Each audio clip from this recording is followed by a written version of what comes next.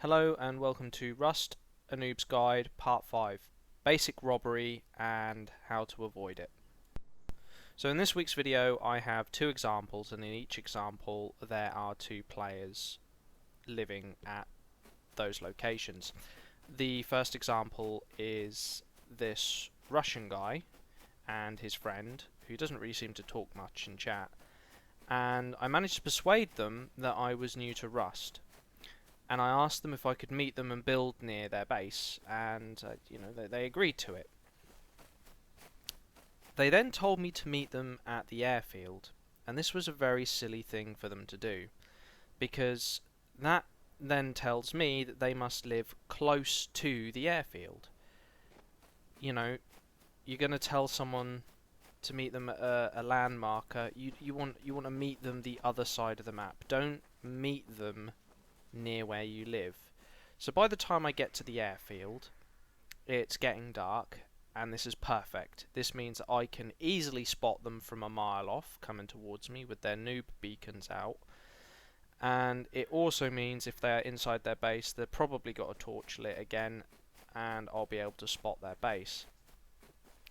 So it's just a simple matter now of looking for the light sources and running around in the general vicinity of the airfield until I can find their base, which I do, and it didn't take me too long because, as I suspected, they lived very, very close to the airstrip.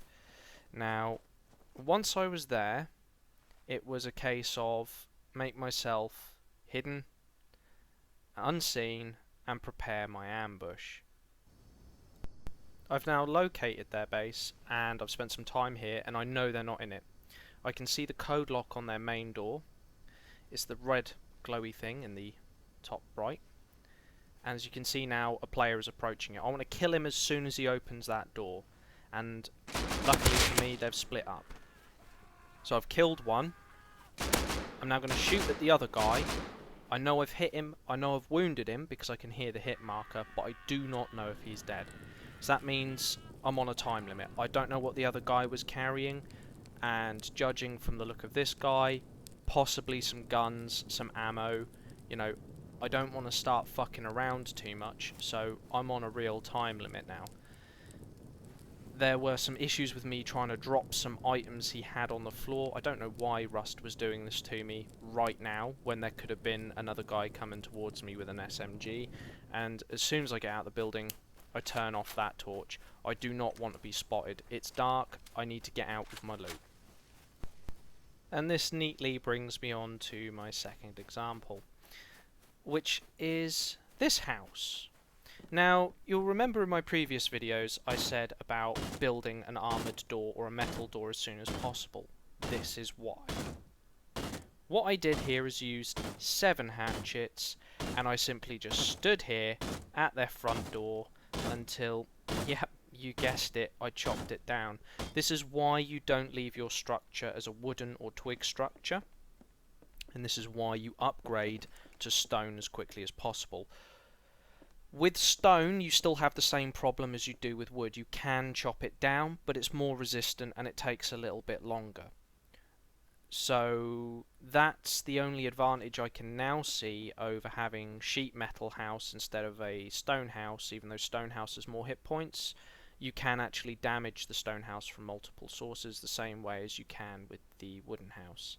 But these two guys claimed that they had watched one of my previous videos on a Rust guide, and I assumed that they would have been slightly better at building a house that was a bit more discreet after that. I didn't really want to kill them or take anything I didn't need from them. I always take the maps if I've got time, because it's a good way for me to see what sort of areas they patrol, how far and what directions do they go, and also if I die it means I've got a spare map, and it's just less stuff for me to uncover. And you should never ever have a large building like this and move into it straight away if you don't have an armoured door. I can't stress that enough, because there are players like me who will simply just liberate you of your stuff. And it's your own fault at this point, boys. It's your own fault, because it's the second time I've done this to you in just as many days. And you've seen my videos. So whose fault is it? That's right. It's your fault.